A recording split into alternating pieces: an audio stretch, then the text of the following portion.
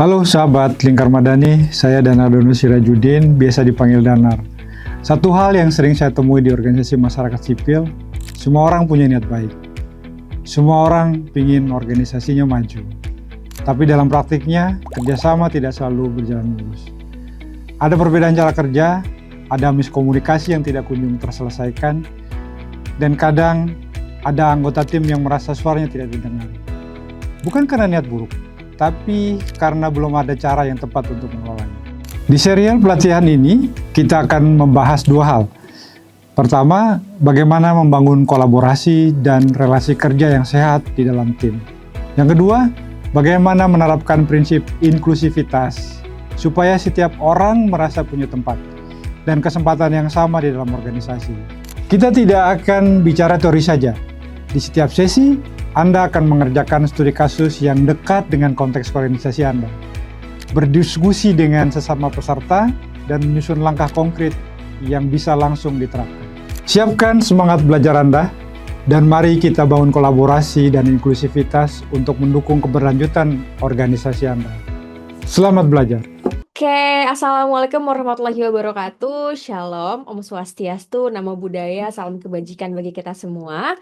Halo sahabat Lingkar Madani, ketemu lagi ya, salam kenal. Aku Dea, selaku fasilitator yang akan menemani teman-teman semuanya selama 2 jam ke depan nih, selama 2 hari ke depan juga sampai besok. Kita akan sama-sama belajar gitu ya teman-teman, tentang pengelolaan SDM yang efektif, gimana caranya membangun kolaborasi dan inklusivitas di tempat kerja. Jadi nanti selama 2 hari ke depan kita akan sama-sama belajar, sama-sama sharing juga nih teman-teman juga di sini. Silakan dimanfaatkan kesempatan dan waktunya untuk saling sharing, boleh juga untuk tanya-tanya sama narasumber kita, ataupun boleh juga gitu ya minta teman-teman dari organisasi lain untuk berbagi pengalamannya seperti itu. Nah, sebelumnya saya juga mau mengucapkan terima kasih banyak ya untuk teman-teman yang sudah hadir tepat waktu di pagi hari ini, dan kurang lebih 2 jam ke depan kita akan sama-sama belajar bareng-bareng gitu. Nah, aku mau tanya dulu nih untuk teman-teman yang sudah hadir gitu ya, gimana kabarnya hari ini? Mungkin boleh kasih reaction atau disampaikan di kolom chat, dipersilakan ya. Aku pengen tahu nih kabarnya teman-teman gimana. Oke, Kanel Deva udah kasih reaction, semoga sehat selalu. Mungkin dari teman-teman yang lain, dari Kak Ronald, ini dari Kak siapa ya? Dari Perempuan Aman, mungkin boleh disesuaikan display name-nya. Halo.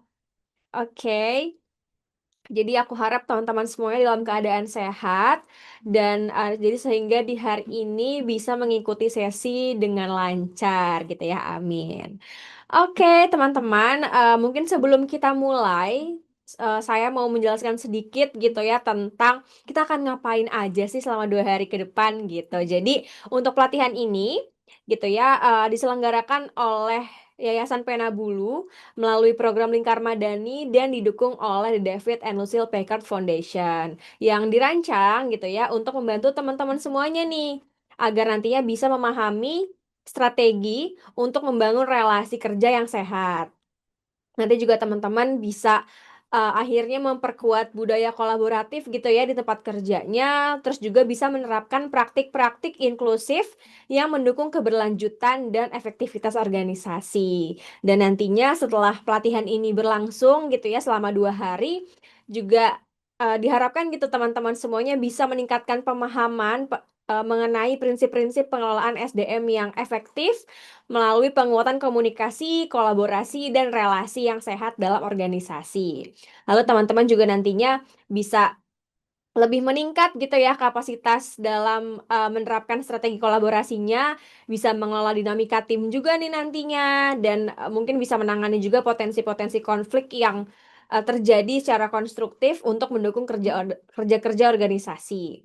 Lalu juga bisa juga ya nanti teman-teman diterapkan juga nih, jadi nggak cuma belajar aja di hari ini, harapannya bisa diterapkan, diimplementasikan gitu ya prinsip-prinsip inklusivitas ini dalam membangun lingkungan kerja yang adil, yang setara, dan menghargai keberagaman gitu.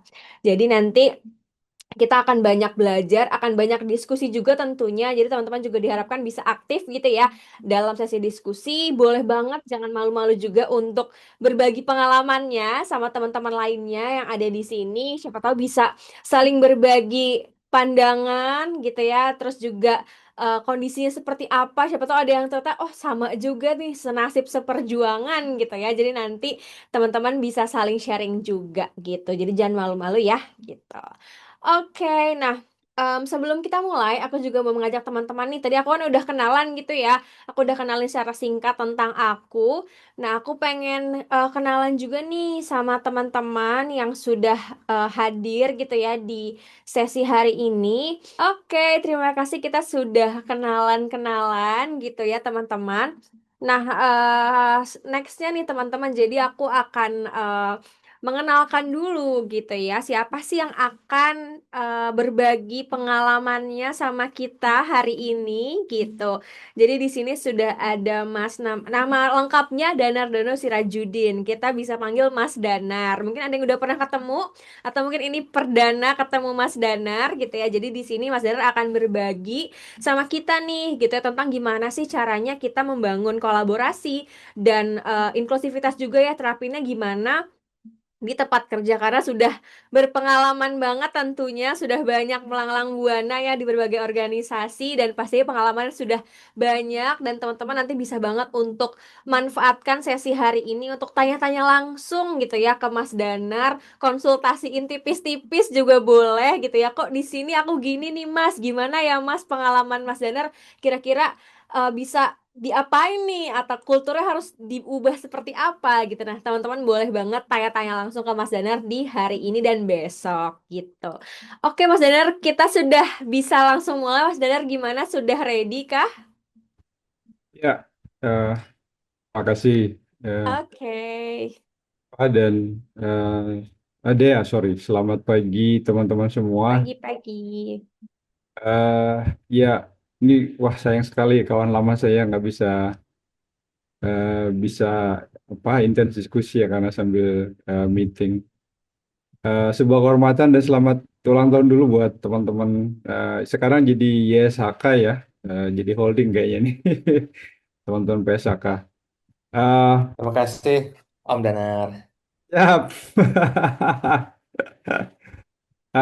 Iya, teman-teman, nama saya Danar sekali lagi. Mungkin saya eh, bertugas hari ini untuk memantik diskusi kali ya, karena saya yakin teman-teman juga punya pengalaman yang cukup kaya terkait dengan bagaimana organisasi teman-teman berjalan. Mungkin ada yang baru mulai shifting dari volunteerism ke organisasi yang mungkin cita-citanya well established ya, lebih profesional. Ada teman-teman perempuan aman tadi yang berbasiskan keanggotaan di akar rumput. Ya, tentu punya tantangan yang berbeda. Tapi saya kira eh, apapun bentuk organisasinya, ada beberapa prinsip yang mungkin bisa kita nanti sepakati bersama menjadi apa ya, cara pandang gitu dalam melihat organisasi masing-masing. Saya boleh dibantu um, Share screen ya. mana? Ya, Oke, sebentar. ya, jadi hari ini teman-teman kita akan coba diskusi, exercise begitu ya. Um, apa namanya? Dan mungkin beberapa hal bisa kita sepakati. Nah, yang pertama saya punya keyakinan bahwa apapun nama organisasinya, apapun bentuk organisasinya, dimanapun organisasi itu berdiri, satu nilai yang penting untuk disepakati, organisasi harus menjadi organisasi pembelajar ya. Dia harus jadi learning organization. Dia harus menjadi organisasi yang terus berkembang. Dia harus menjadi organisasi yang terus adaptif gitu ya, agile mungkin dalam istilahnya. Dan dalam konteks itulah saya ingin meletakkan kolaborasi, inklusi, kerjasama itu bukan sekedar menjadi jargon ya. Gimana caranya nanti kita coba sama-sama diskusikan.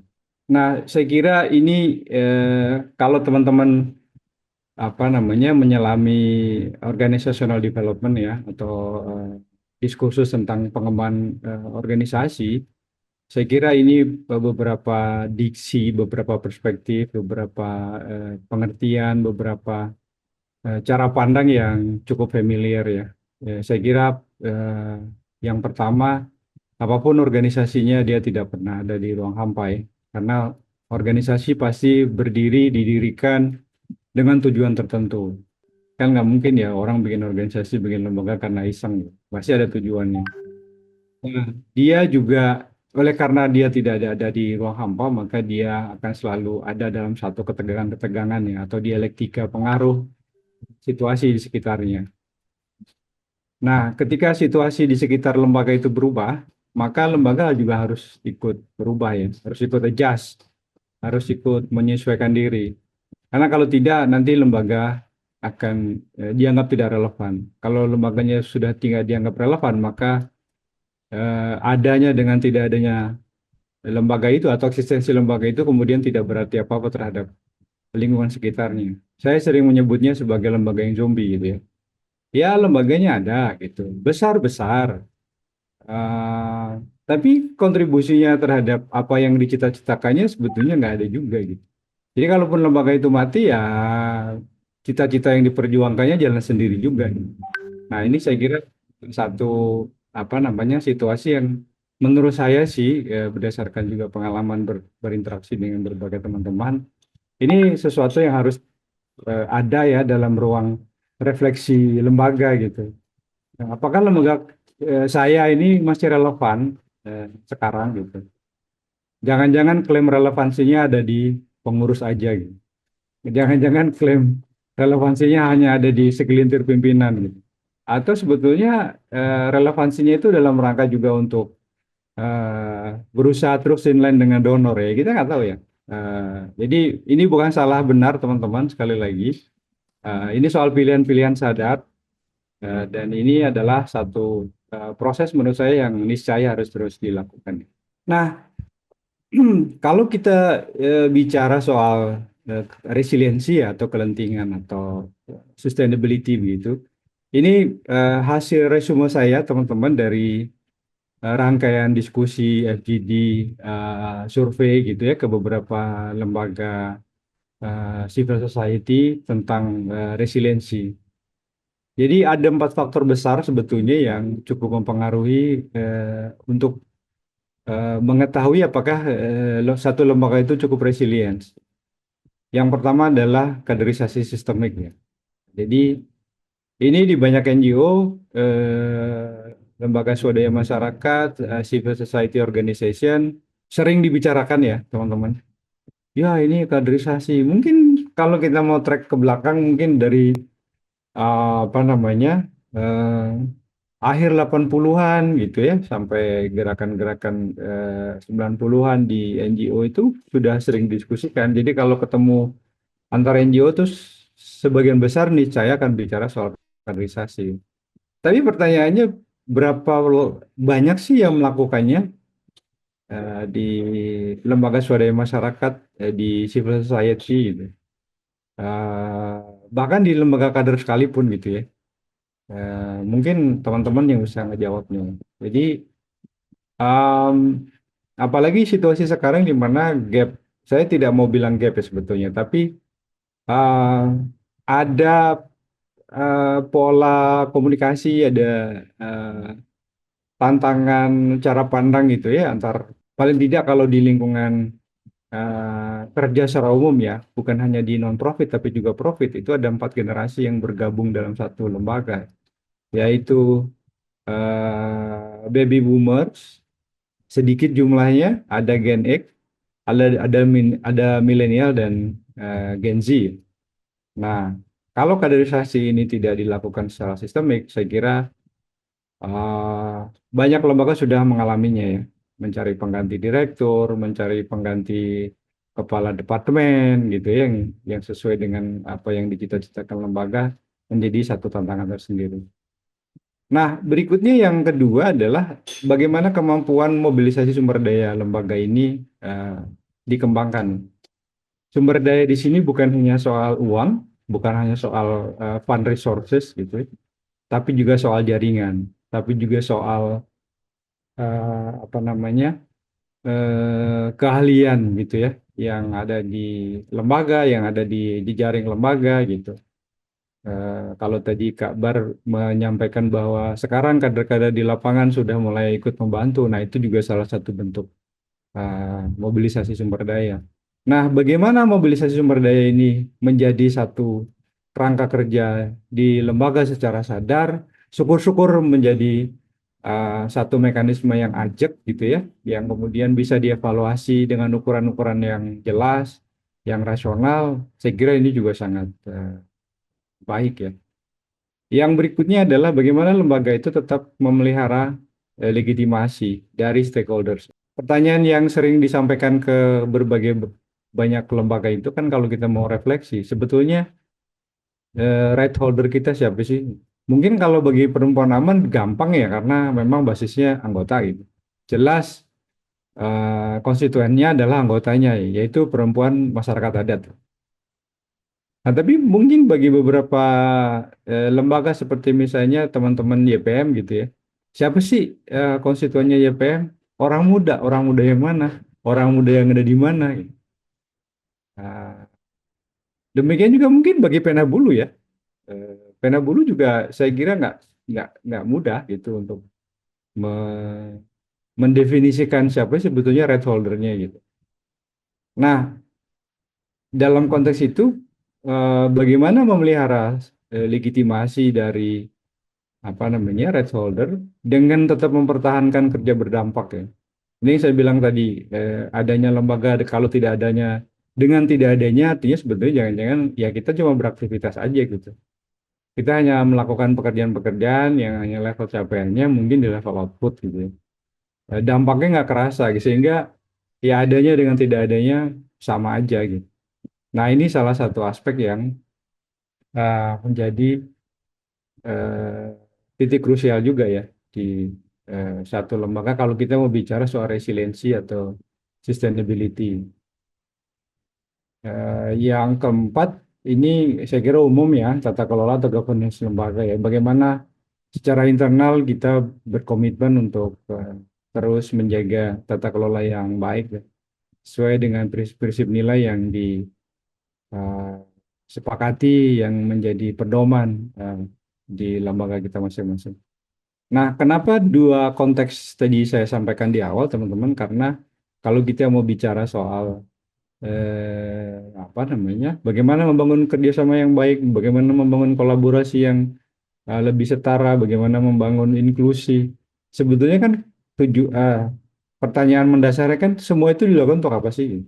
Tujuannya emang ngapain? Nah, saya kira kita mudah-mudahan kita bersepakat bahwa tujuan akhirnya ya memang lembaga kita harus menjadi lembaga yang adaptif, menjadi lembaga pembelajar, dan mudah-mudahan itu juga kemudian berkontribusi secara signifikan terhadap memperbesar faktor supaya lembaga kita lebih resilience ya, atau lebih sustain.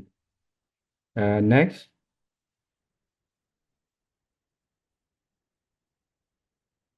Nah, karena tadi kita bicara soal perubahan situasi yang ada di luar lembaga, ini hanya beberapa, ini snapshot ya teman-teman. Saya kira teman-teman bisa banyak menambahkan lagi. Hari ini yang saya kira kita rasakan secara nyata yaitu betapa teknologi informasi sudah berkembang sedemikian dahsyat gitu. Bahkan kalau mau bisa dibilang revolusioner karena perkembangannya sudah sangat cepat dan saya kira berdampak signifikan ya terhadap pola relasi kita hari ini eh, dan jangan-jangan juga cara kita kerja ini. Untuk menyebut beberapa, saya kira kita sudah familiar dengan big data hari ini, dengan kecerdasan buatan, atau AI. Mungkin saya yakin sebagian besar teman-teman sudah menjadikan AI menjadi bagian dari alat yang dimintain tolong untuk pekerjaan sehari-hari.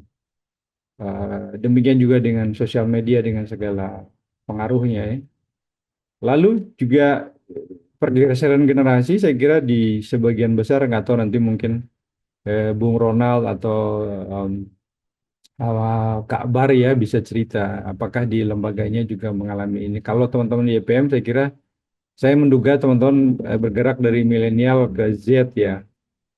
Tapi kalau di apa namanya tempat lain mungkin apalagi YSHK yang sudah 28 tahun Penabulu ya. Itu dari generasi kolonial sampai Gen Z ada di satu tempat ini. Ini juga di banyak tempat menimbulkan tantangan ya. Saya tidak ingin menebalkan stigma, tapi saya kira ini perlu kita berbincangkan. Eh, yang berikutnya adalah perubahan situasi sosial ekonomi politik, saya kira juga ya. Ya di banyak kanal digital platform kita sudah banyak melihat bagaimana di dalam konteks situasi domestik maupun di tingkat regional dan global, perubahan situasi ekonomi politik ini sangat berpengaruh terhadap bagaimana eksistensi lembaga kita, bagaimana cara kerja kita, atau bahkan mungkin apa saja yang perlu kita respon ya karena perubahan situasi ini. Eh, Misalnya naiknya Presiden Gemoy gitu ya sejak pemilu lalu itu kerasa betul kan bagaimana itu ya berpengaruh terhadap situasi kerja kita gitu. Nah itu nanti mungkin bisa kita diskusikan lagi. Next. Nah pertanyaannya adalah lalu kalau kita mau refleksikan ya seberapa adaptif sih lembaga kita ini, seberapa agile sih lembaga kita ini, seberapa berkomitmen menjadi lembaga pembelajar sih lembaga kita gitu. Saya yakin saya ngambil contoh yang sederhana aja teman-teman.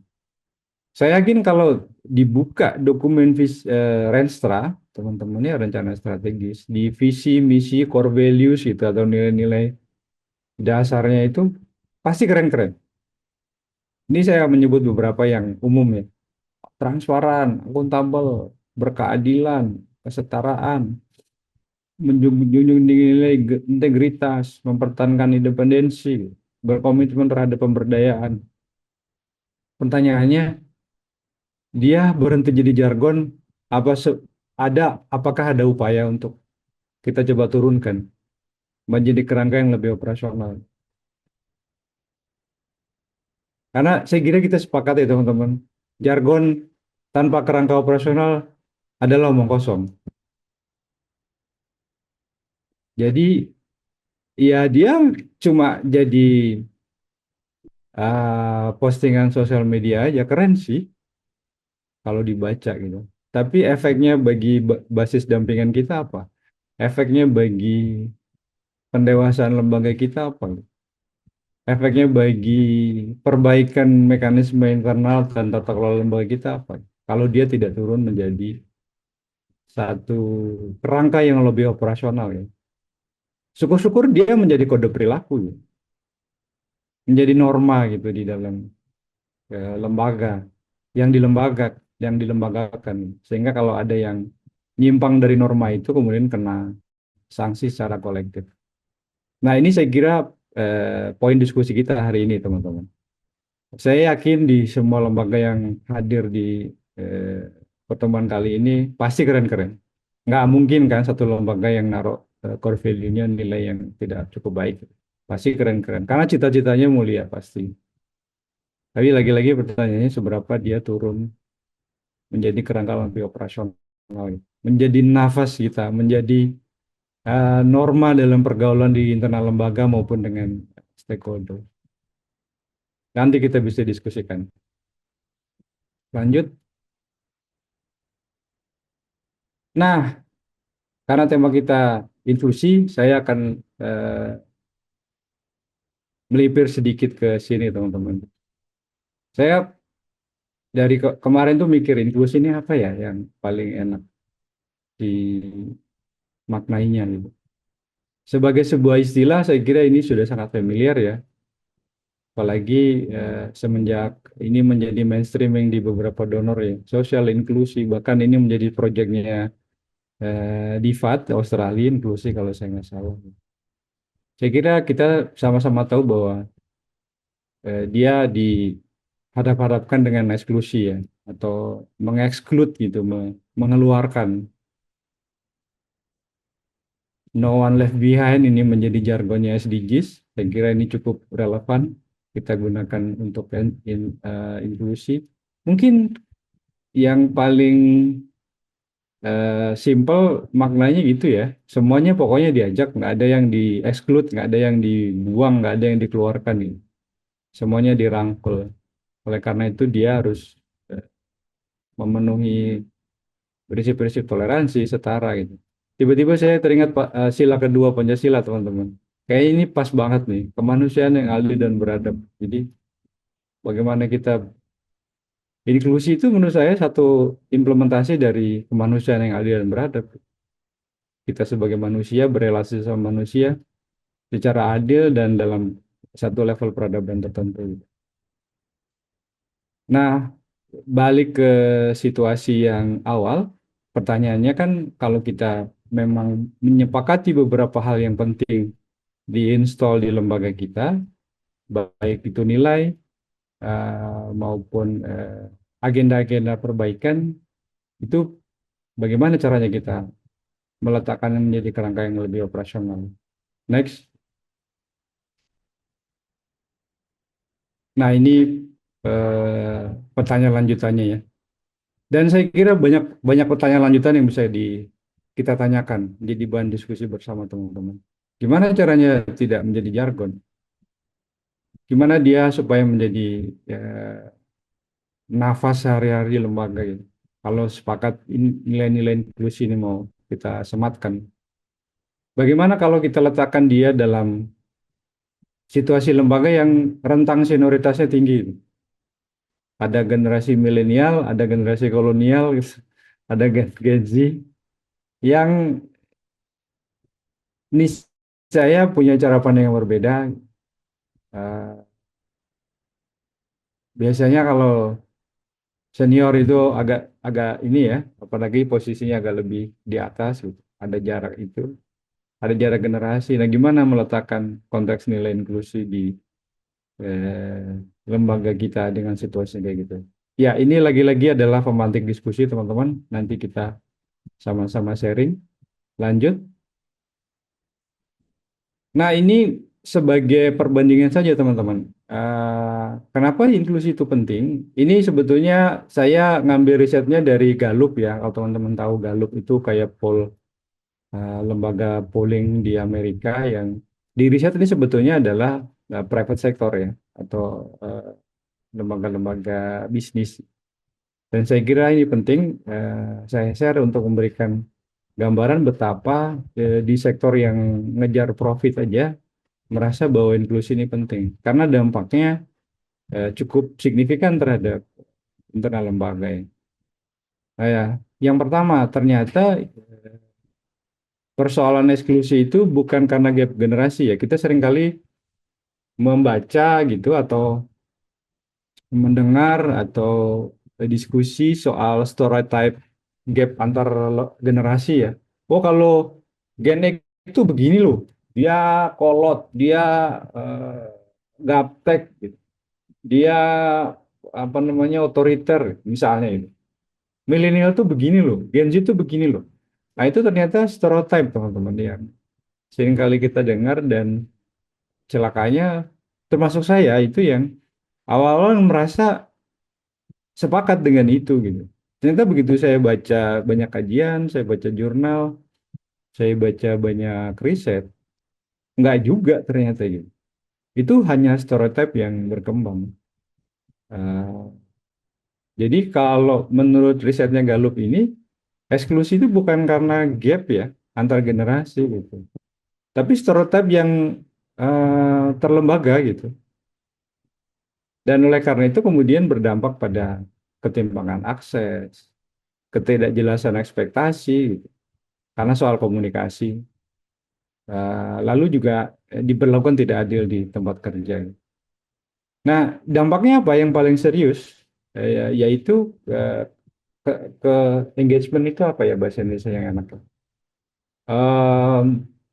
Keterlibatan ya, atau ikatan antara seorang pegiat, seorang staf dengan lembaganya itu makin lama makin renggang.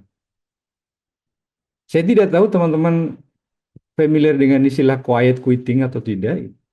Tapi quiet quitting ini menjadi fenomena global di mana seorang staf atau seorang pegiat kerja pas bandrol aja gitu. Ya sudah, pekerjaan saya ini, gitu. Saya tidak mau mengerjakannya lebih, saya tidak mau memikirkan gagasan-gagasan inovasi, saya tidak mau usul macam-macam, ya pokoknya udah aja gitu. Saya disuruh kerjain ini ya udah itu yang saya kerjakan dan relatif pasif kemudian. Ini satu fenomena yang cukup banyak didiskusikan, dikaji. Kalau teman-teman nanti googling, cari jurnalnya, silakan untuk baca lebih lanjut apa itu quiet quitting. Tapi ini satu fenomena cukup banyak didiskusikan ya, terutama di beberapa generasi yang merasa bahwa burnout, eh, mental health, life balance itu tidak mendapatkan tempat di lingkungan kerjanya. Nah, oleh karena itu, kenapa kemudian jadi urgen? Karena kalau kita mau ngomongin soal membangun lembaga yang apa namanya eh, kuat, inovatif, adaptif, iklim kerja yang sehat, maka ya inklusi menjadi penting. Karena kalau tidak, dalam riset global sudah membuktikan bahwa eksklusi itu menyebabkan orang detach ya.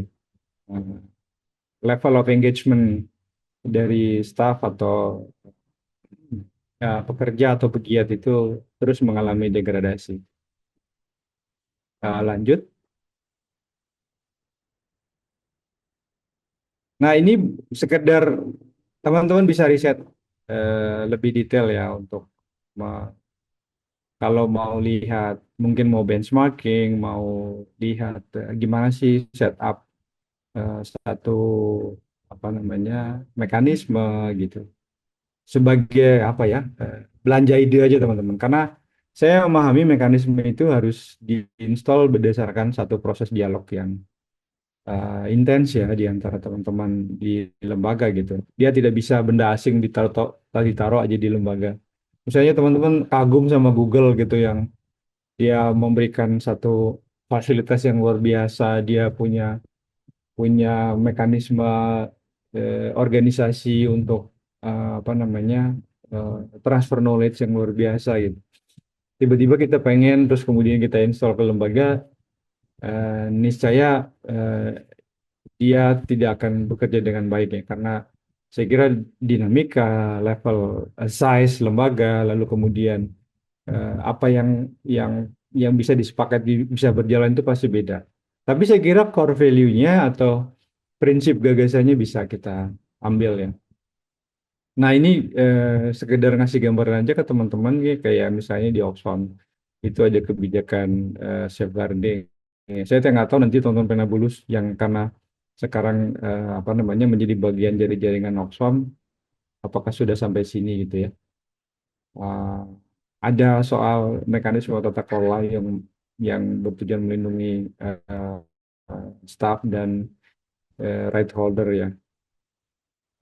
Demikian juga dengan Amnesty Nasional gitu, di mana well-being itu menjadi perhatian yang cukup.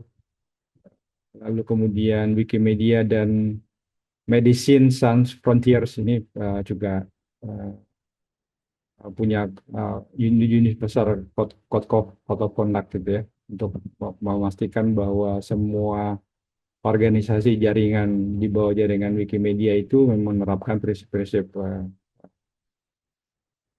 inklusivitas. Demikian juga Save the Children nih. Saya kira teman-teman nanti bisa banyak riset sendiri ya apa yang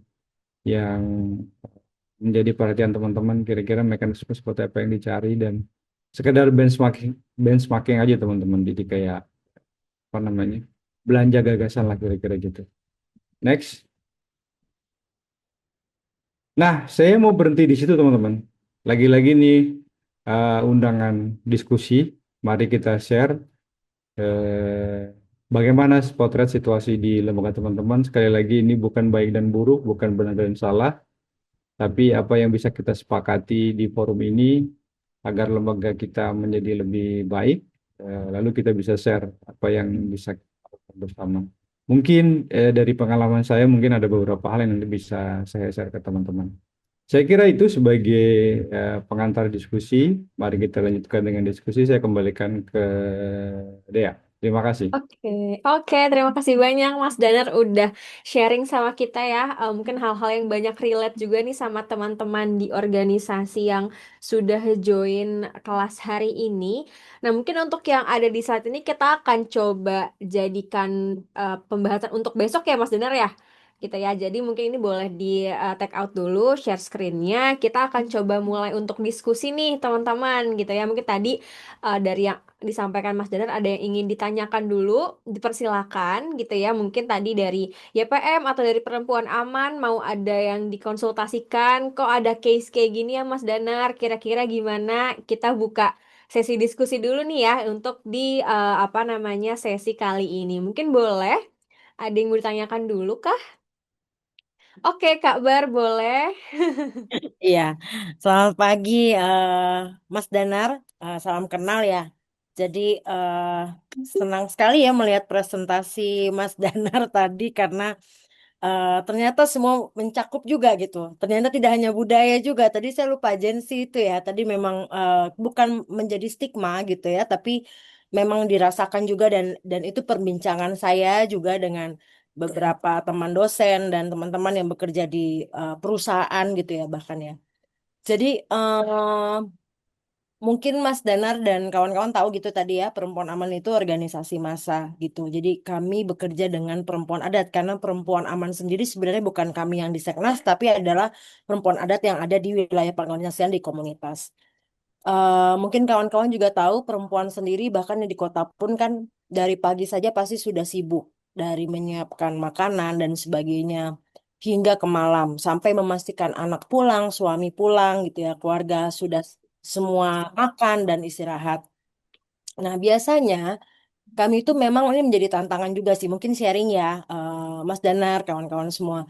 Menjadi tantangan adalah mengenai waktu waktu di Perempuan Aman, di mana kawan-kawan perempuan adat ketika kita mau Zoom atau ada pertemuan, itu mengambil waktu-waktu libur. Waktu-waktu bukan jam kerja, itu yang pertama. Tidak hanya waktu ya, tapi hari juga. Terus mungkin tahu kami bukan non-profit gitu ya. Kami benar-benar mungkin kalau kalau saya selalu menyebutnya ini seperti pelayanan gitu, seperti di gereja gitu kalau saya. Jadi di awal tuh nggak bisa kita memikirkan oh gaji gue segini gitu ya, gue dapat segini nggak bisa sama sekali gitu. Bahkan bekerja tadi di luar waktu dan hari libur pun sangat sulit itu. Nah itu menjadi tantangan Mas Dana dan kawan-kawan ketika kita merekrut. Mungkin ada yang cocok di awal, tapi ketika perjalanan dengan tadi itu ya waktu-waktu yang di luar jam kerja, mungkin intensifnya tidak sesuai gitu ya. Karena kan memang saya paham sih, saya tidak sekali lagi maaf bukan stigma atau apa, tapi Gen Z itu kan sekarang bayangannya mungkin melihat apa pekerjaan-pekerjaan mungkin kayak konten kreator yang begini-begini dapat duit, beli rumah, beli mobil gitu ya. Nah, pada akhirnya banyak yang beberapa tahun terakhir nih kami punya tantangan banyak yang putus di jalan karena ketidaksesuaian. Saya tidak menyalahkan karena hidup pilihan gitu ya, tapi itu menjadi tantangan. Nah, di lain sisi yang tadi saya sampaikan di awal gitu, memang kita kan ini kita mau kongres di Oktober. Jadi beberapa tahun kemarin kita mencoba kader-kader kita ajak untuk membantu di sekretariat nasional. Nah, tadi itu berbeda budaya karena juga kita paham perempuan adat sendiri eh, mungkin di komunitasnya di daerahnya itu eh, ruang-ruangnya tidak besar gitu untuk berkesempatan. Jadi ketika ada ruang mungkin yang biasa dilakukan di daerah dilakukan di sini tidak pas gitu ya. Jadi itu tantangan lagi. Lalu ada teman-teman juga yang tadi Gen Z gitu ya sama milenial yang bertentangan dalam arti yang ini mungkin loyalitasnya tinggi, yang ini begini gitu ya. Nah, itu pusing kepala gitu ya, Mas Denhard dan kawan-kawan. Cuman makanya tadi saya bilang saya mau datang gitu. Saya tertarik sekali ketika ngeliat judulnya gitu ya. Ngeliat judul saya langsung tertarik. Oke, saya langsung daftar, saya langsung WA. Terus ingin ingin mendengar juga sih mungkin dari Mas Dana dan kawan-kawan gitu dengan situasi seperti mungkin entah yang ada di eh, organisasi atau lembaga kawan-kawan ataupun tadi mendengar sharing saya gitu ya kami di Perempuan Aman apa yang bisa dilakukan gitu karena saya sendiri gitu ya sebagai yang mengkoordinasi teman-teman istilahnya setiap hari itu ada aja yang bikin pusing gitu. Jadi apalagi nih kita mau Munas Kongres, dinamikanya gesekannya makin besar gitu. Jadi mungkin dengan pelatihan 2 hari ini akan memberikan pencerahan juga buat saya. Itu aja sih mungkin sharingnya. Tapi soal tadi inklusi dan sebagainya, kami sebisa mungkin melakukan, Mas dan kawan-kawan, karena kami kan punya, kalau jargonnya tuh perempuan aman, berkeadilan, setara, setara, semangat. Nah, itu sampai kita lakukan sampai ke teknis sekecil apapun, dalam arti kayak dalam rapat-rapat di internal Seknas ataupun dalam kegiatan-kegiatan Zoom atau apapun, kami bagaimana menurunkan kata-kata, kalimat, supaya dipahami dengan kawan-kawan, bagaimana kita intonasi juga, karena kan kadang beda budaya juga, ada yang mungkin bersuara keras sebenarnya bukan marah tapi apa ya, tapi kita saling toleransi. Itu kami lakukan lah di luar mungkin nilai-nilai yang lain, tapi ya tetap aja ya, karena kan setiap pribadi itu berbeda gitu. Nah, untuk mengharmonisasikannya mungkin nanti saya minta masukan dari Mas dan kawan-kawan. Maaf kalau panjang ya, terima kasih. It's okay, nggak apa-apa. Terima kasih banyak, Kak Bar. Mungkin boleh Mas Danar kira-kira gimana nih masukan atau insight untuk case yang tadi Kak Bar sampaikan. Ya, terima kasih kabar. Ini eh, diskusi beberapa tahun belakangan ya sebetulnya dengan beberapa kawan. Sekali lagi ini bukan menebalkan stereotype, tapi memang ini satu apa ya, uh, kalau boleh bilang tantangan yang harus direspon nih.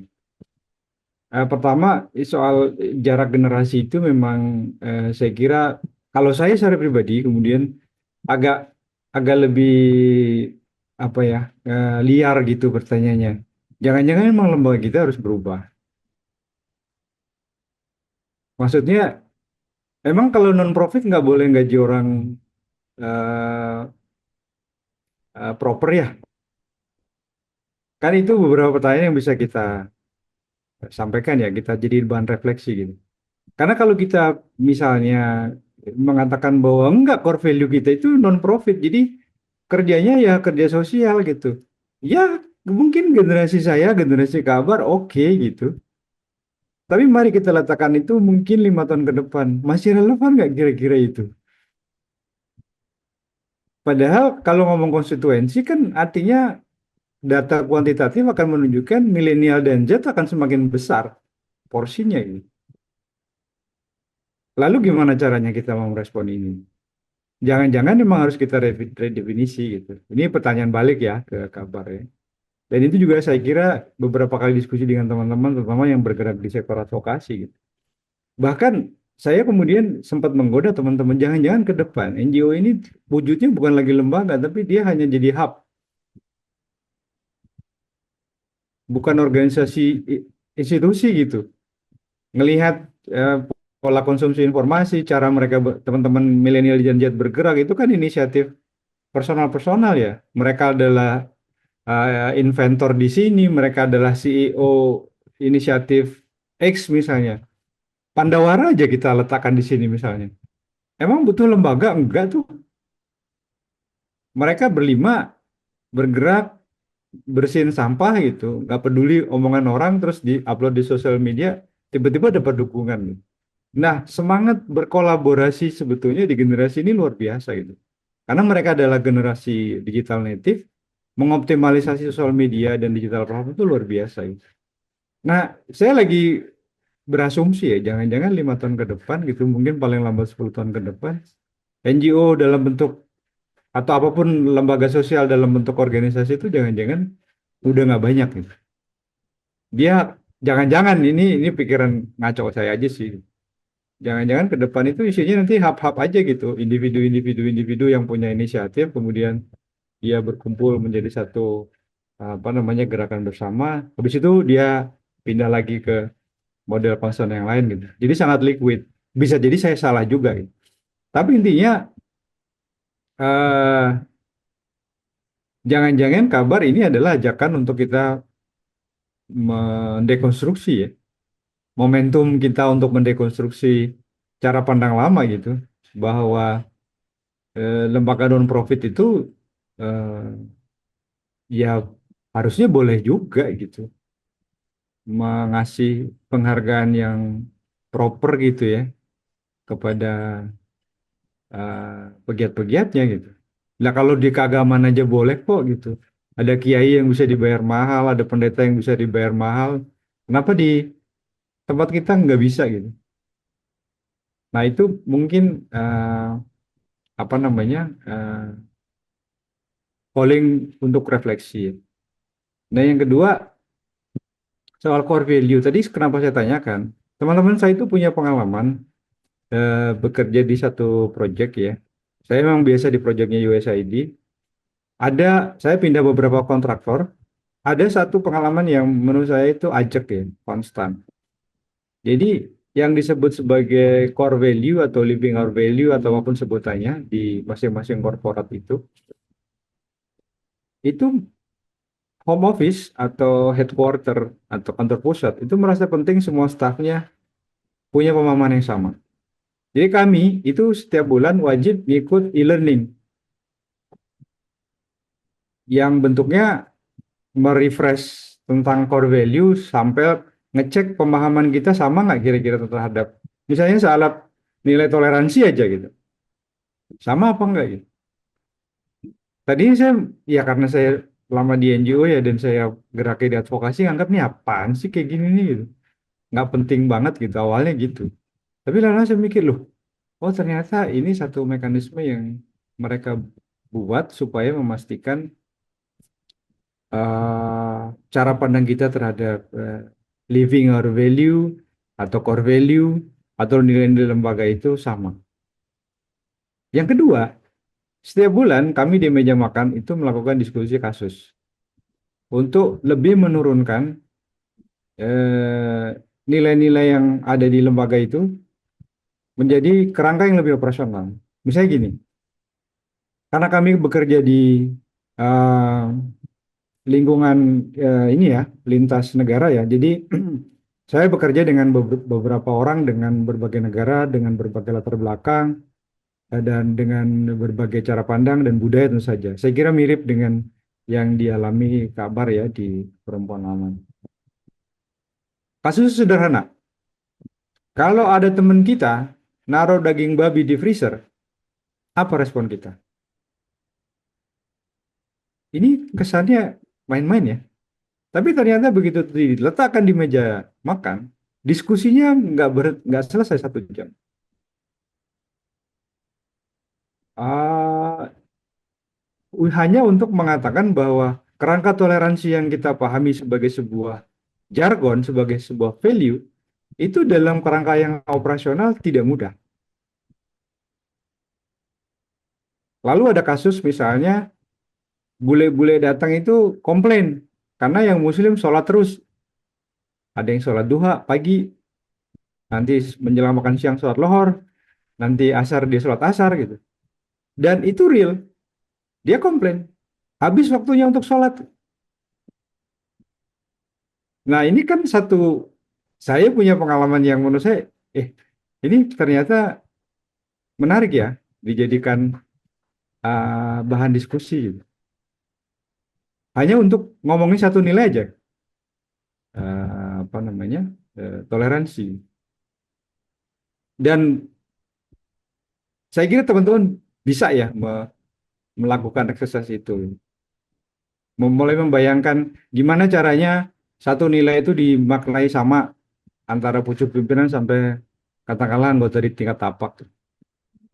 Lalu bagaimana caranya kita mulai mengeksersis itu menjadi satu nilai-nilai yang memang karena kita yakini, kita sepakati harus menjadi basis dalam keseharian gitu ya.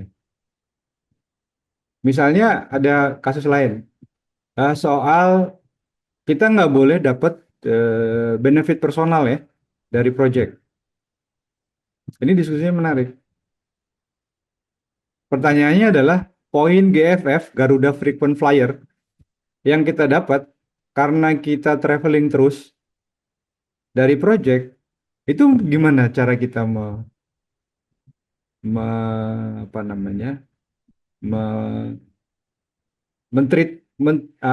memperlakukannya. Kan harus diakui itu benefit yang kita dapat ya karena kita traveling atas nama project.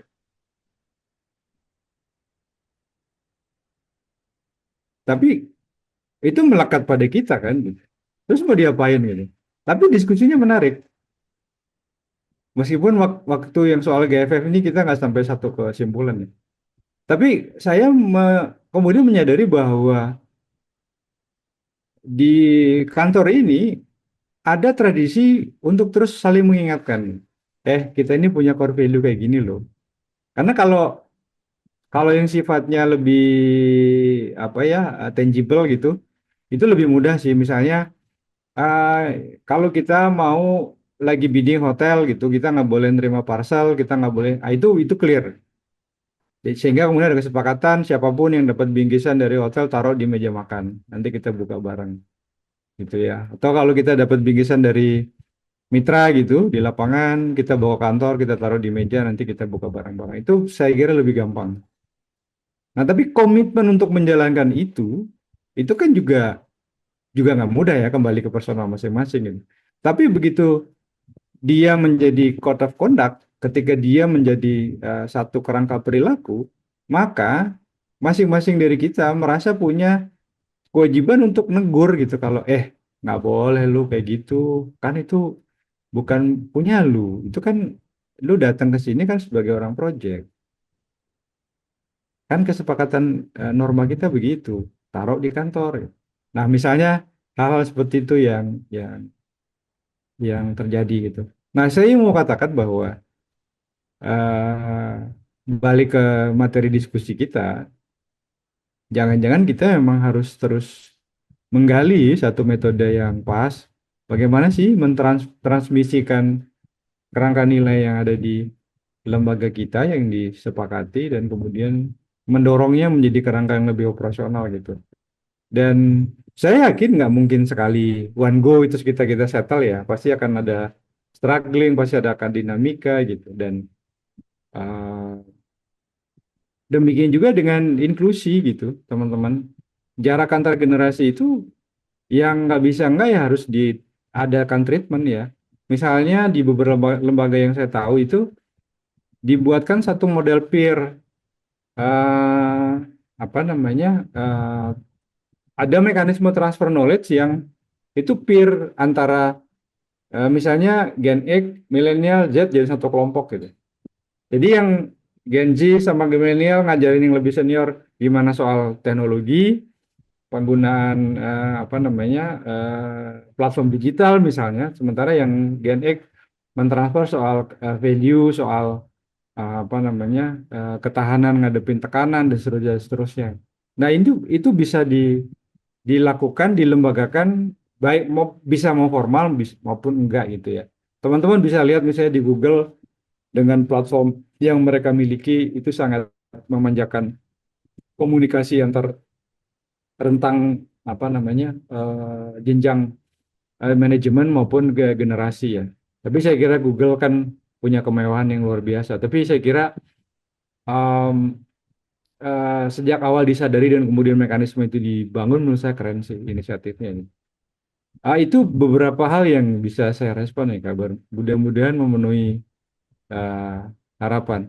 Tapi sekali lagi saya kira justru sharingnya kabar ini kalau saya teruskan ke pertanyaan-pertanyaan dekonstruktif yang ya jangan-jangan memang saatnya kita sekarang berubah gitu.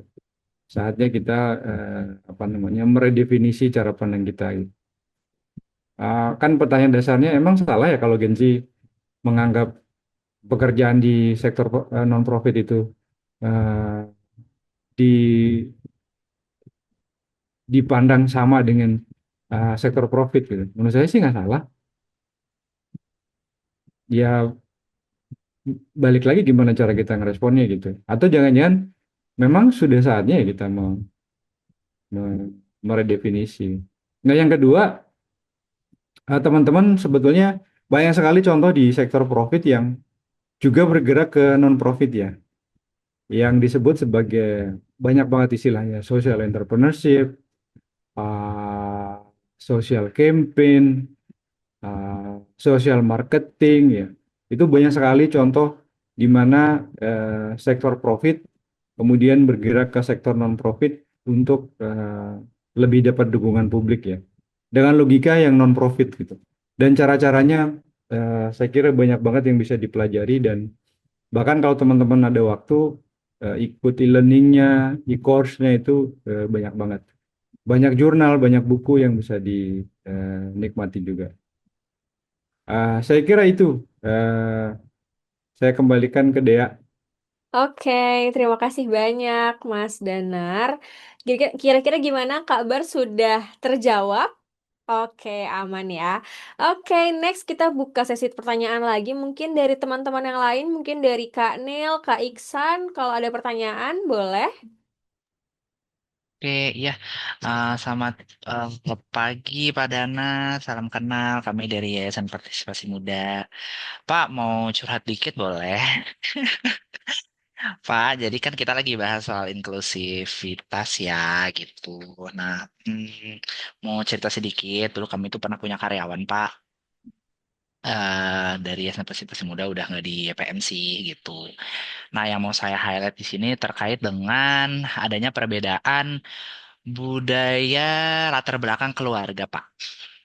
Gitu. Mungkin kayak saya nggak mau pakai bahasa sosial ekonomi, Pak, karena mungkin takut menyinggung apa bagaimana, tapi saya bisa ambil mungkin dari latar belakang keluarga yang mungkin lebih berbeda, secara ekonomi juga berbeda, seperti itu.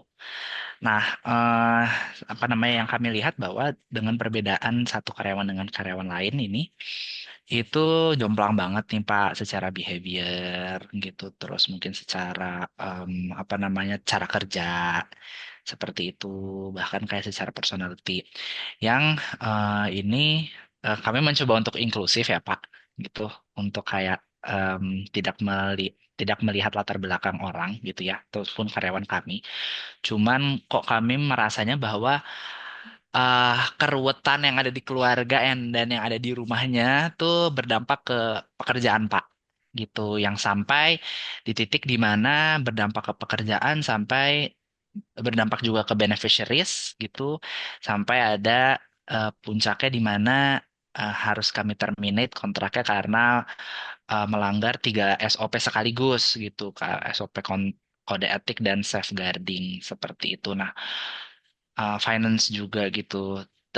Tidak ada indikasi korupsi segala macam tidak ada Pak. Cuman memang apa namanya ada poin-poin tertentu gitu ya yang memang sudah disosialisasikan, sudah tanda tangan fakta integritas ya kalau di awal-awal sebagai baru masuk onboarding gitu. Cuman kami cukup dilema Pak pada saat mau kayak terminate apa namanya karyawan ini gitu melihat karena latar belakang keluarganya dan lain-lain. Cuman kami setelah brainstorm macam-macam udah sempat juga dikasih performance improvement plan Pak gitu, tapi tidak ada improvement seperti itu. Jadi akhirnya kami terminate gitu. Nah, pertanyaan saya mungkin lebih ke eh ya kalau di case ini kami sebenarnya harusnya sebagaimana ya Pak gitu.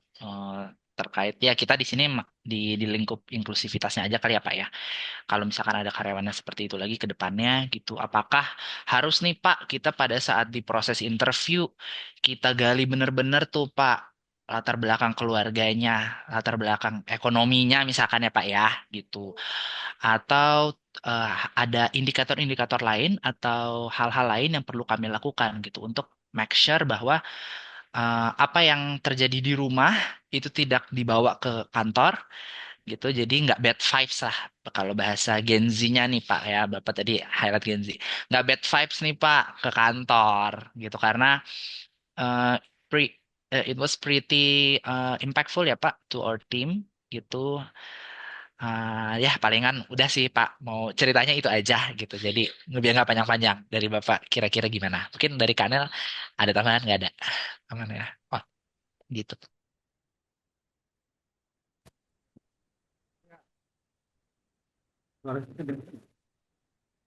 Kecil Pak. Agak jauh. Kami kayaknya jaringan internet saya malah bermasalah. Nah aman Pak. Oke, ya. Makasih Maisa. Saya berasa di rumah nih ngobrol sama anak.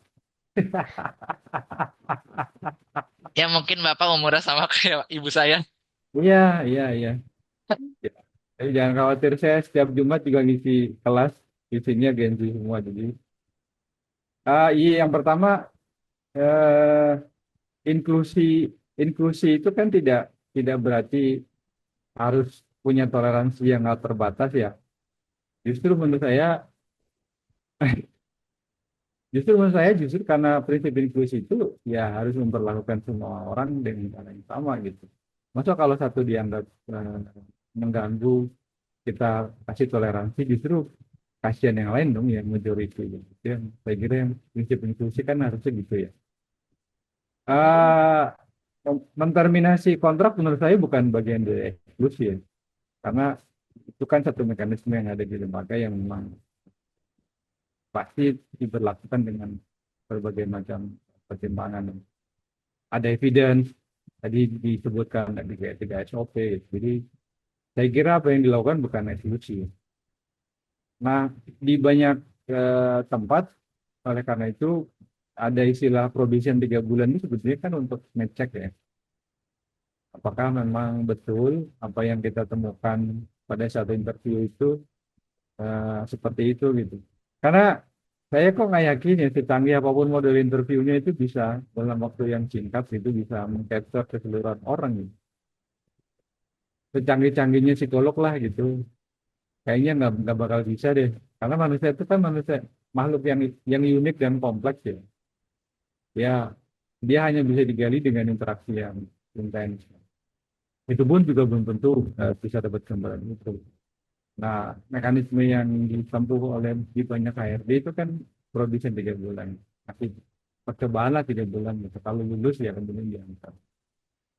Nah, yang kedua di banyak tempat itu biar nggak apa namanya menimbulkan apa tadi bad vibe ya di kantor itu ada semacam, saya nggak tahu teman-teman familiar dengan guru BK nggak sih kalau di sekolah, bimbingan dan konseling, familiar ya.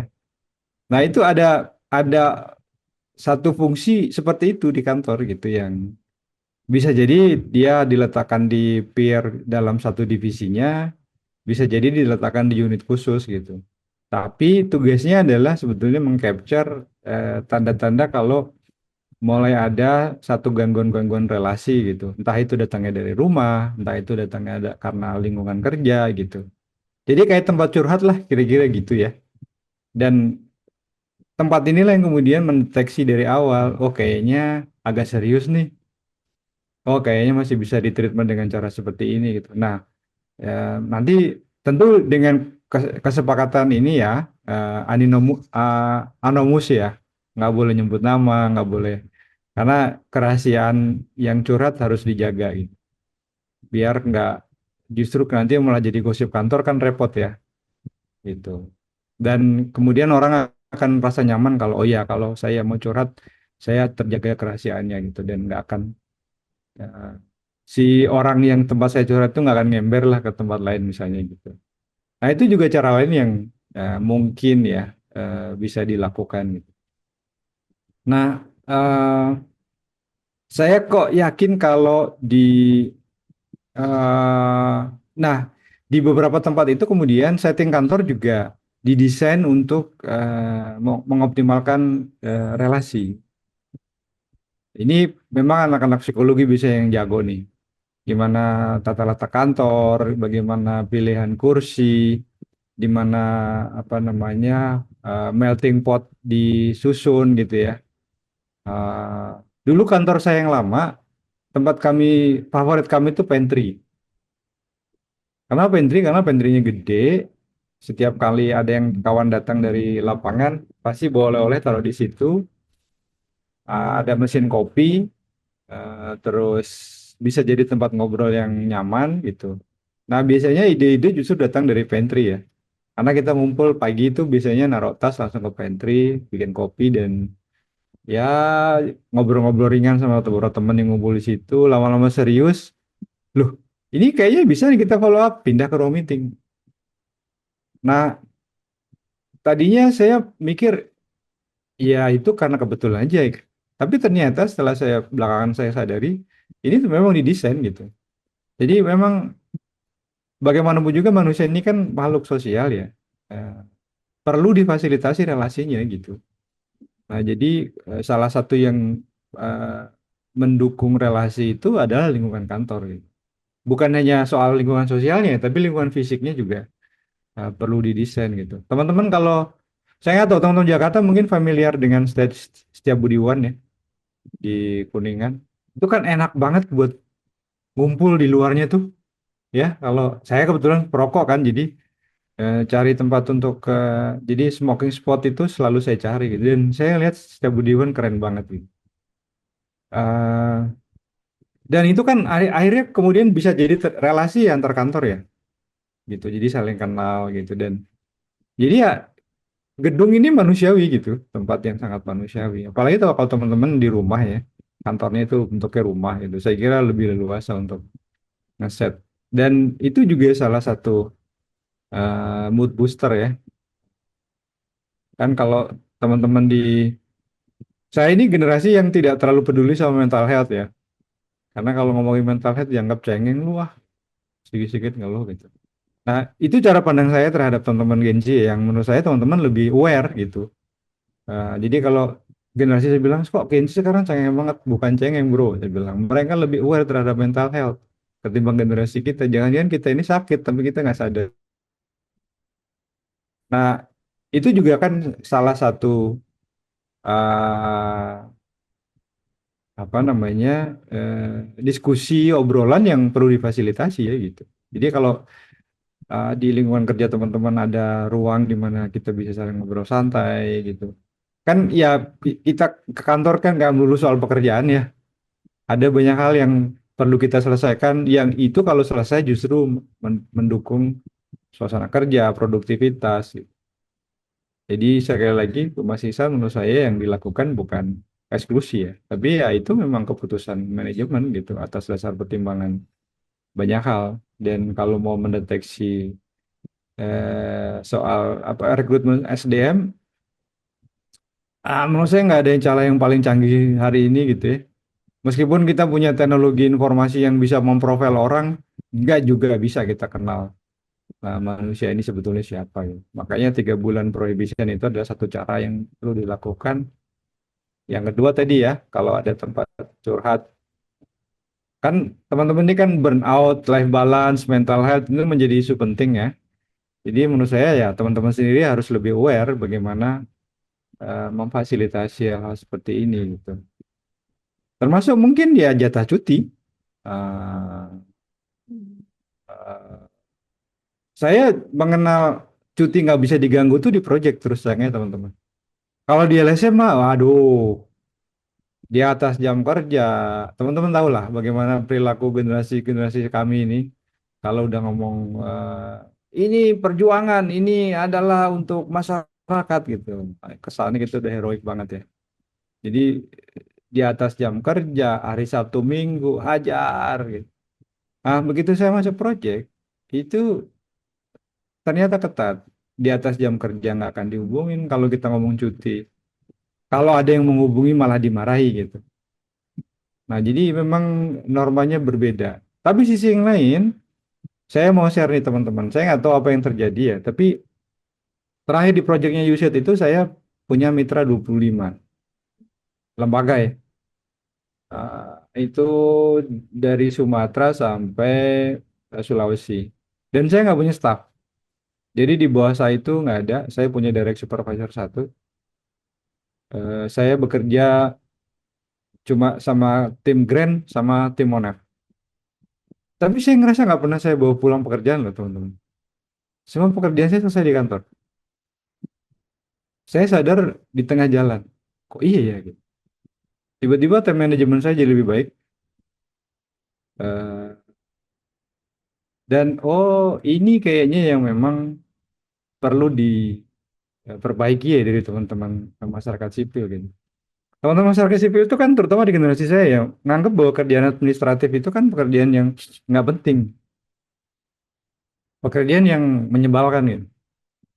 Pekerjaan yang ya apa sih ininya gitu. Apalagi saya yang punya pengalaman panjang advokasi kebijakan. Semua hal yang saya kerjakan adalah substansi gitu.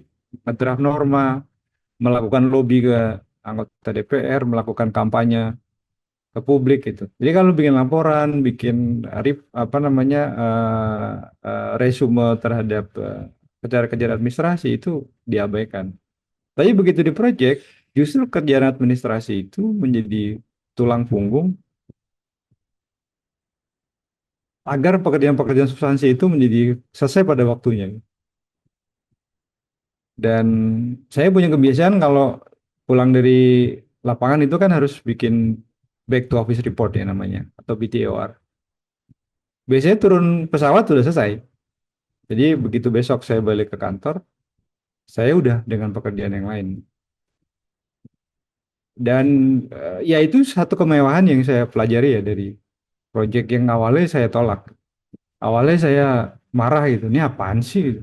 Perasaan waktu rekrutmen kayaknya ditanya pengalaman sekian puluh tahun segala macam. Begitu masuk kerjaannya administratif 75%. Tapi rupanya saya belajar. Oh, jadi bagaimana sih cara pandang proyek terhadap kerjaan NGO? Oh, bagaimana sih cara pandang mereka terhadap kerja lapangan? Oh, bagaimana sih caranya melakukan report secara lebih eh, apa namanya concise, tapi juga tetap eh, kuat pesannya dan seterusnya dan seterusnya. Jadi em, iya sekali lagi teman-teman ini saya kira satu proses dialektika yang terus-menerus akan dialami ya dan ketika kita memang punya komitmen bahwa kita harus terus belajar, lembaga kita harus menjadi lembaga yang agile, harus terus kita scan ya perubahan situasi di luar sana apa yang terjadi lalu apa yang harus eh, kita sesuaikan. Kalau itu yang dilakukan, mudah-mudahan lembaga teman-teman akan membesar, menguat dan semakin relevan. Mungkin itu eh, Mas Ihsan ya. Saya kembalikan ke Dea lagi.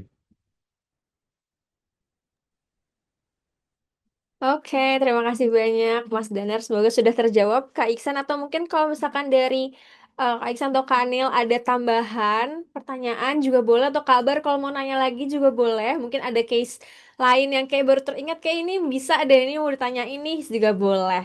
Silakan ya kalau mau ditanyakan boleh raise hand atau boleh juga untuk unmute mikrofonnya.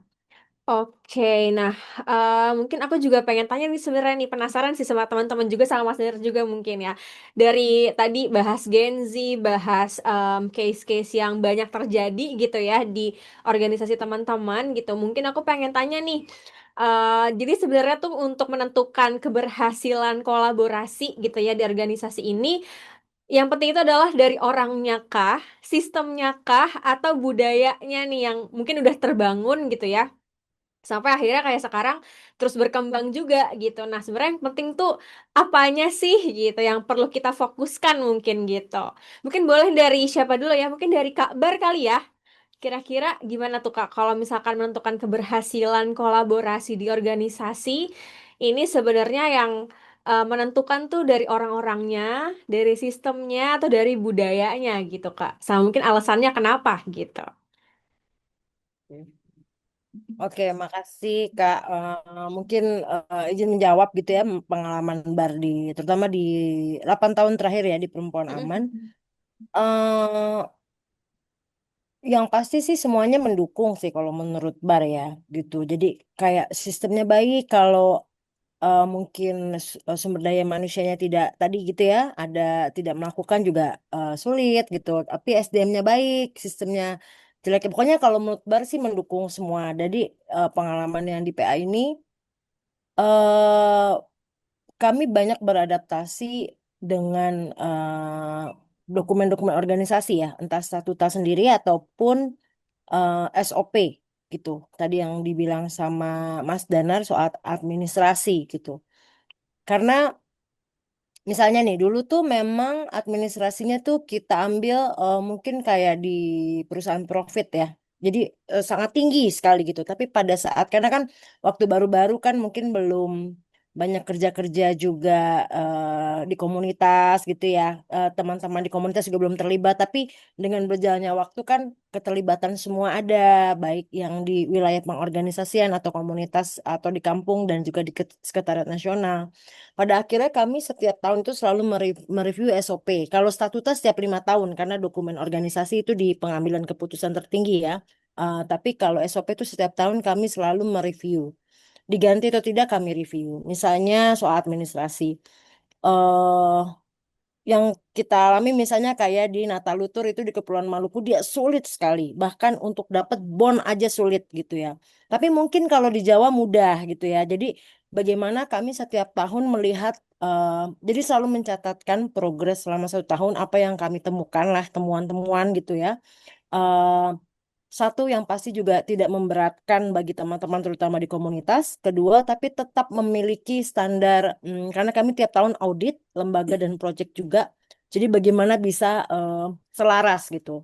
Nah, biasanya memang seperti yang tadi Mas Danar bilang gitu ya. Sebenarnya tadi yang dijelaskan Mas Danar juga refleksi buat saya juga. eh itu juga kenapa Mbak Devi gitu ya, ketua umum kami tuh setiap makan siang selalu ngajak bareng, Mas. Jadi karena di situ ruang kita diskusi tidak hanya kerjaan, hal-hal yang receh istilahnya ya, mau drakor kayak mau BTS kayak apa gitu ya, pokoknya yang lagi kekinian lah gitu, supaya kita juga apa rilis gitu ya. Dan juga menjadi ruang terbuka ketika ingin mendiskusikan apapun, termasuk yaitu tadi dalam diskusi-diskusi itu juga aku jadi merefleksikan, oh ternyata Mbak Devi melakukan itu juga mungkin karena itu ya nilai-nilai tadi dihubungkan dengan organisasi gitu. Nah, SOP juga sama. Jadi memang tadi apakah orangnya penting pastinya. Apakah sistemnya penting, sistem sebagus apapun kalau tidak dilakukan juga sayang gitu. Orangnya sebagus apapun pasti dia akan meningkatkan sistem juga. Jadi kalau menurut Bar semua harus harmonisasi ya, terhubung dan itulah kenapa di PA setiap tahun kami selalu mereview SOP sampai sedetail-detailnya administrasi, bahkan sosialisasinya juga kayak tahun ini kita udah 2 kali sosialisasi mengenai ya itulah tadi yang kayak Mas Dana bilang yang dianggap receh ya, pengajuan dana, nanti ada PJUM, BTUR gitu ya. Itu kita coba supaya tadi nilainya sama. Ketika kita melakukan, semua melakukan hal yang sama. Itu sih paling dari Bar. Terima kasih. Oke, terima kasih kabar. Jadi nggak cuma satu faktor aja ya, tapi banyak faktor yang saling terkait gitu yang akhirnya bisa itu ya membangun hubungan kolaborasi yang baik gitu ya. Terima kasih banyak Kak Bar. Mungkin next aku mau coba tanya sama Kak Nel nih. Kira-kira kalau dari Kak Nel apa sih gitu ya yang paling penting atau yang menentukan keberhasilan sebuah kolaborasi di organisasi? Apakah orangnya, sistemnya, atau mungkin budaya yang sudah terbangun gitu ya? Mungkin boleh silakan Kanel. Oke, terima kasih. Kalau menurut aku sih kayaknya dari sistemnya ya. Maksudnya tadi aja itu ada cerita ya, kalau ada sistem aja kadang masih dilanggar. Jadi kayaknya sistem tuh penting banget, apalagi sekarang kan kita berhadapan dengan Gen Z juga yang pengen kebebasan, tapi juga tentunya mereka juga harus belajar untuk respect organizational value and apa peraturan gitu, biar nggak melenceng kemana-mana. Yang kedua baru menurut aku budaya gitu, karena kan budaya tuh sangat dipengaruhi oleh leadership ya. Tadi Kak Bar juga kan cerita budaya makan siang oleh ketua atau direkturnya gitu. Jadi kayaknya budaya itu penting banget supaya kayak tadi ya oke orang tuh bisa nyaman ngomong sama apapun, curhat apapun, tapi kalau nggak diterapkan, kalau leadernya itu ternyata dia otoriter atau leadernya itu kayak nggak mau tahu urusan lo gitu tuh sama aja bohong gitu. Jadi kayaknya leadership itu juga menurut aku penting sih. Baru mungkin yang ketiga kalau manusia sih again balik lagi kita akan dapetin SDM yang baik kalau sistemnya juga udah bagus gitu. Gitu kan kayak perusahaan Astra kenapa bisa sebesar itu, Google sebesar itu pastinya dia udah punya sistem perekrutan SDM yang paling baik, begitu juga dengan benefitnya. Jadi kayak menurut aku dua itu sih yang paling penting. Oke, siap. Terima kasih banyak, Kak Nel. Jadi agak beda nih, tapi yang pertama menurut Kak Nel adalah sistemnya, terus budayanya baru orang-orangnya gitu ya, karena saling terkait. Oke, thank you. Mungkin dari Kak Iksan, mungkin ada perbedaan kah?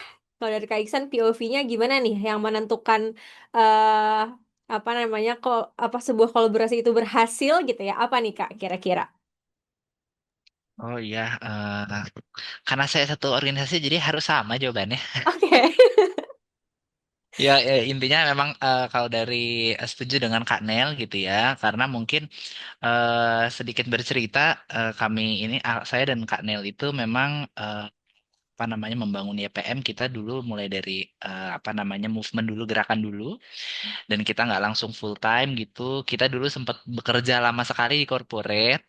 Jadi kayak kami sangat amat mengerti sekali bahwa dan dan saat kita sudah part time mulai serius dan sekarang sudah full time, mulai nih kayak beres-beres gitu ya, bahwa kayak kami sudah punya ibaratnya tuh kayak contoh gitu ya di corporate itu best practice-nya sistem yang baik itu seperti apa, dan itu yang pengen kami apa namanya bangun gitu ya di yayasan kami, di NGO kami seperti itu.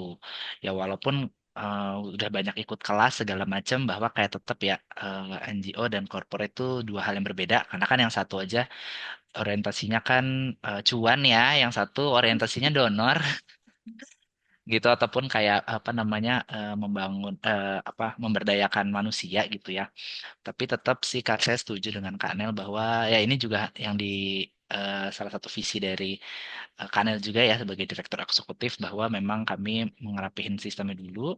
Dari sistem yang baik itu juga budaya juga secara paralel juga kita bangun ya dengan budaya-budaya yang baik, budaya mungkin yang di corporate atau budaya-budaya boomer yang kurang oke itu kami apa kami eliminasi gitu ya, gitu. Tapi budaya Gen Z yang misalkan terlalu nyantai juga kami sesuaikan juga tuh seperti itu.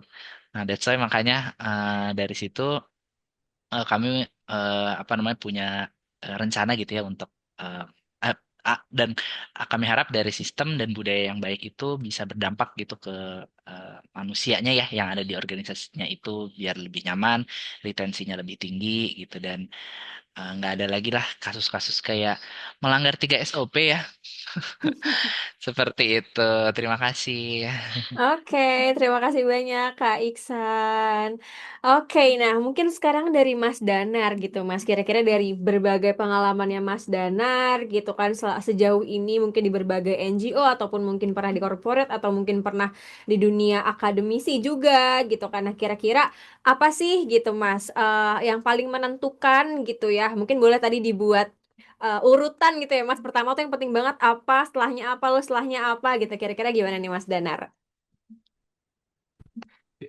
Ah, Sebenarnya tadi ini ya sudah disampaikan juga teman-teman. Kalau berdasarkan pengalaman sih memang pertama itu sistem ya. Jadi ketika saya masuk proyek itu kan saya masuk ke satu sistem yang berbeda.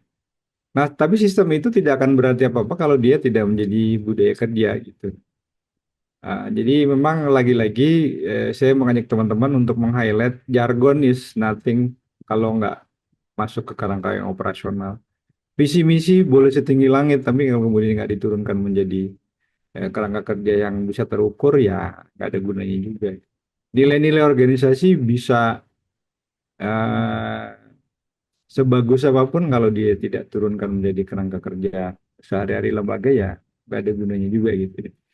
Atau jangan, atau bahkan mungkin kita pernah melihat contoh-contoh kasus ya. Nilai lembaganya oke, tapi perilaku manusianya bertentangan dengan nilai lembaganya. Itu kan banyak juga yang terjadi seperti itu. Nah, jadi saya kira sistem dan budaya itu adalah satu rangkaian ya. Tapi dia tidak statis juga. Dia akan dialektis dengan manusia yang ada di dalam lembaga itu gitu. Karena namanya juga manusia, dia makhluk yang dinamis, maka bisa jadi eh iya, betul Mbak Nel ya. Eh, Bisa jadi ada inovasi-inovasi yang memang diperlukan ya, sesuai dengan perkembangan situasi yang ada di luar lembaga gitu. Jadi saya kira tidak paling penting, tapi dia saling mempengaruhi. Mana yang dominan itu tergantung ke lembaganya. Tapi saya kira dialektika yang terjadi, ketegangan-ketegangan yang terjadi itu harus difasilitasi gitu ya. Jadi kalau ada yang protes terhadap satu SOP gitu ya, jangan langsung dicap ini kok nggak patuh sama lembaga gitu. Jangan-jangan memang ada isu lain, jangan-jangan kita nggak cukup bisa menjelaskan, ya, jangan-jangan SOP-nya tidak cukup dipahami, atau jangan-jangan situasi di lapangannya berbeda seperti tadi Kak Bar sampaikan ya. Pokoknya untuk laporan keuangan harus ada bond, harus ada struk. Nah, kita main-main ke Halmahera Barat misalnya. Iya loh, pusing kan nyari struknya gimana gitu. Nah, itu kan juga satu ketegangan yang terus kemungkinan terjadi ya. Nah, tinggal kita taruh di jalan tengahnya, seperti tadi kabar sampaikan. Tanpa menabrak prinsip akuntabilitas, tapi tidak menyulitkan teman-teman lapangan, gimana nih titik tengahnya? Kan itu bisa toh disepakati gitu. Nah, dalam konteks ini juga kemudian saya sering mendorong teman-teman, encourage teman-teman untuk menjadikan ini menjadi sistem baru di lembaga, nilai baru di lembaga, dan kalau negosiasi sama donor ini dikemukakan gitu. Jadi donornya juga harus diajarin. Ya, yang Anda pikirkan ini gampang karena Anda bekerja di Jalan Sudirman lantai 21, nggak gampang Pak kalau kami kerjakan di seberang timur Indonesia sebelah sana gitu. Nah, itu hal kayak gitu tuh perlu dikomunikasikan teman-teman. Jadi sekedar sharing ya nanti. Jadi kalau saya dulu kalau mau induksi calon mitra itu saya dekonstruksi dulu. Teman-teman program sebelah mana gitu. Tunjuk tangan, mundur kalian. Saya butuh orang keuangan. Orang keuangan maju ke depan. Terus bagian besar protes. Kok gitu Mas? Iya. Di proyek ini yang saya butuhkan adalah disiplin proyeksi dan serapan anggaran. Mohon maaf. Itu nggak bisa dinegosiasi. Kalau target output tidak tercapai, masih bisa kita diskusikan. Tapi kalau Anda minta 1.000 dalam 1 bulan, habisnya 500 perak, saya penggal leher kalian. Artinya kalian tidak punya perencanaan yang cukup baik. Saya sengaja melakukan itu untuk mendekonstruksi teman-teman yang selama ini nganggap bahwa sebetulnya refleksi pengalaman saya pribadi sih teman-teman. Jadi saya ingin mengajak teman-teman mitra bahwa kerjaan administrasi sama pentingnya dengan pekerjaan substansi. Satu hal yang menjadi fenomena rutin itu adalah laporan nggak bunyi. Ini apa sih yang dikerjain sebetulnya gitu. Tapi kalau kita telepon, kalau kita datang ke kantor, luar biasa ceritanya. Saya nggak tahu apa yang terjadi. Bahkan nih, kami tuh pernah melakukan training penulisan laporan. Dan nggak main-main menurut saya yang kami undang, itu adalah penulis novel Negeri Lima Menara. Ya. Kalau teman-teman tahu ya, pernah dengar atau bahkan lihat filmnya ya. Kenapa beliau yang kita undang? Karena penulis ini adalah orang proyek dulu. Orang proyeknya USAID, bagian nge-review report, lalu kemudian dari situ dia punya kesadaran, loh, report ini harusnya kan profiling lembaga ya. Harusnya report ini adalah alat yang sangat luar biasa untuk menunjukkan, ya senarsis mungkin aja di report itu nggak apa-apa. Report itu nggak boleh hanya dimaknai sebagai kewajiban donor. Justru teman-teman punya kesempatan yang luar biasa untuk menceritakan portfolio kerja. Kalau tadi kita balik ke 4 kuadran itu, menunjukkan betapa lembaga kita berdampak. Nah, seringkali teman-teman ngerasa bahwa report itu hanya untuk kewajiban administrasi ke donor gitu. Sehingga nulisnya seadanya, tapi sebetulnya cerita lapangannya luar biasa. Nah, seringkali kemudian yang kita lakukan, oh ya balik lagi ke training tadi ya. Setelah training nggak ngefek juga ternyata gitu. Padahal waktu di-train sama siapa sih namanya lupa ini si penulis buku ini. Itu luar biasa teman-teman terpukau terus kemudian mulai bikin mind map. Ah ya, Mas Wadi. Terima kasih Mas Isan. Itu pakai mind map. Mas Wadi itu menceritakan bagaimana caranya dia merecall memori zaman di pesantren gitu. Teman-teman mungkin masih ingat ya Manjada Wajada itu ya. Itu di setting zaman pesantren itu pakai note sticky note gitu satu-satu kalau diingat ditaruh sepanjang perjalanan lalu kemudian dirangkai sama dia gitu. Nah, tapi kan teman-teman tidak mengubah bisnis prosesnya ya ketika bikin report gitu. Bikin report kan kalau besok deadline baru hari ini dikerjain. Apa yang sudah dilakukan beberapa bulan yang lalu pasti lupa. Nah, ini kan satu model bisnis proses yang juga harus diubah dan ini balik ke pertanyaan dia tadi ya kultur lembaganya ya, manajemen lembaganya, sistem lembaganya kemudian yang memaksa gitu. Eh, Bagaimana kemudian bisnis proses, kebiasaan-kebiasaan orang yang ada di satu lembaga itu berubah gitu. Jadi ya ya tapi ya itu ya apa namanya seninya ngelola lembaga ya teman-teman. Eh, Berhubungan dengan banyak orang, dengan banyak ketegangan-ketegangan gitu.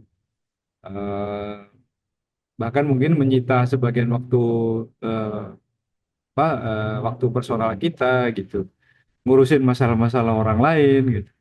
Tapi ya kalau memang teman-teman punya passion di situ, saya kira ini akan menjadi satu laboratorium yang sangat menarik ya. Apalagi ngelihat lembaga kita tumbuh gitu ya, menjadi besar, menjadi kuat, menjadi lebih berdampak gitu. Pasti itu sesuatu yang nggak bisa dibayar dengan apapun ya. Eh, saya kira itu Dea. Terima kasih. Oke, siap. Terima kasih banyak Mas Danar dan teman-teman semuanya tentunya yang sudah menyampaikan pendapatnya, POV-nya gitu. Kira-kira seperti apa sih yang menentukan dan akhirnya semua sudah terjawab juga gitu ya. Nah, mungkin sebelum kita tutup nih ke teman-teman ada lagi kah yang mau bertanya gitu ya sebelum kita besok juga akan melanjutkan sesi kedua gitu ya teman-teman. Kira-kira masih ada yang ganjel nggak nih mau ditanyakan dulu nih di hari ini ke Mas Danar boleh. Coba aku kasih kesempatan mungkin dari Kak Bar, Kak Isan atau Kak Neil, adakah yang masih mau bertanya? Sudah cukup.